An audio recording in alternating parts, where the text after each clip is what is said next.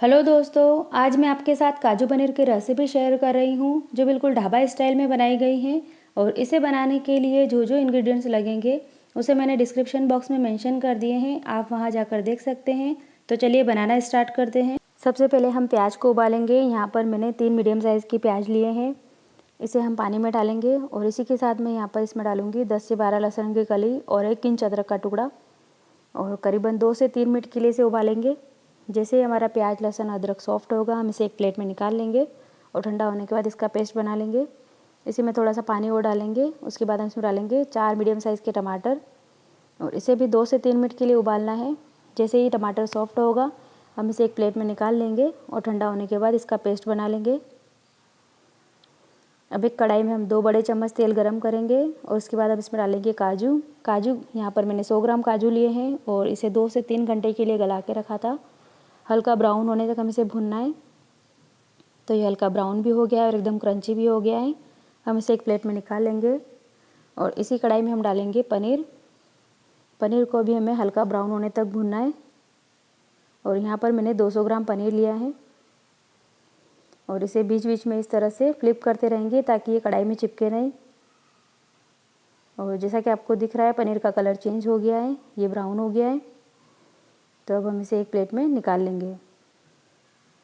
और अगर आप चाहते हैं कि सब्ज़ी में पनीर एकदम सॉफ्ट लगे तो आप पनीर को गर्म पानी में डाल दीजिए, इससे आपका पनीर एकदम सॉफ्ट बना रहेगा। अब इसी कढ़ाई में हम डालेंगे 2 तेज़पत्ता, 2 खड़ी लाल मिर्च, 1 बड़ी इलायची, 1 छोटी इलायची, 1 लौंग, आधा चम्मच जीरा और 1 बारीक कटी हुई हरी मिर्च। इसे हम अच्छे से मिला लेंगे और कुछ सेकंड बाद हम इसमें डालेंगे प्याज और लहसुन का पेस्ट। इसे भी अच्छे से मिला लेंगे और 1 से 2 मिनट के लिए इसे पकाएंगे। जैसा कि आपको दिख रहा है इसका कलर चेंज हो गया है, इसका मतलब ये अच्छे से पक गया है। अब हम इसमें डालेंगे टमाटर का पेस्ट और इसे भी अच्छे से मिला लेंगे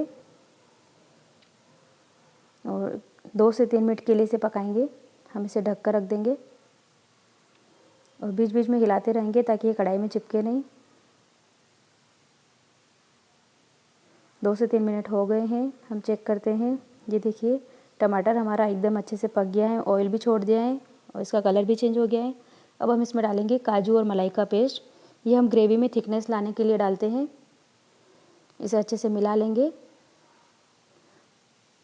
और इसे ढककर 2 मिनट के लिए पकाएंगे।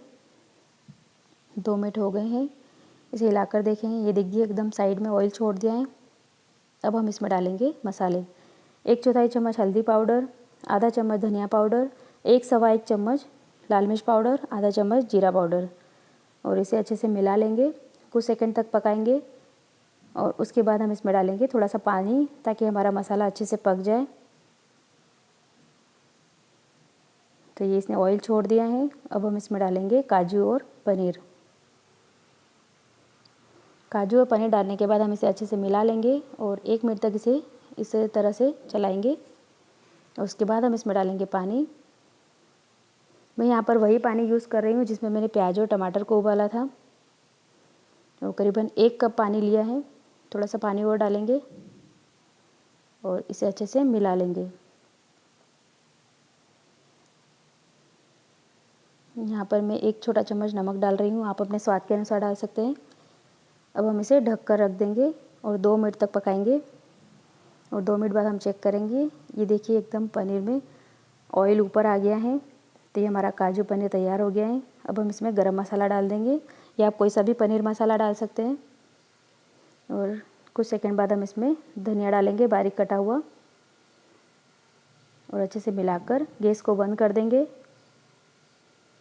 तो हमारा काजू पनीर तैयार हो गया है। अब हम इसे सर्व करेंगे। तो फ्रेंड्स, अगर आपको हमारा ये वीडियो पसंद आया हो तो प्लीज़ इसे लाइक करें और चैनल को सब्सक्राइब करना ना भूलें।